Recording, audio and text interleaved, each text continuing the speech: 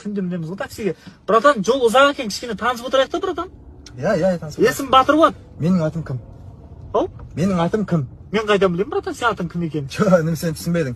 Сенің атың Батыр ма? Иә, Батыр. Менің атым кім? Жоқ, мен қайдан білемін, братан, сен атың кім екенін? Інім, қарашы, сен туылған кезде атыңды Батыр деп қойды ма? Иә, Батыр деп қойды. Мені кім деп қойды? Мен қайдан білемін, братан, кім деп қойған? Сен қызықсың сен, братан.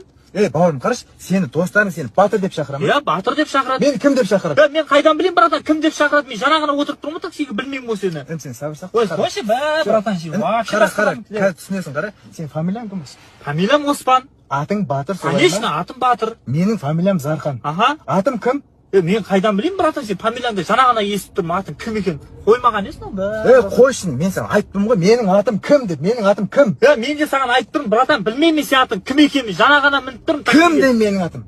Білмеймін де кім екен, братан? Қойш, басты атыма.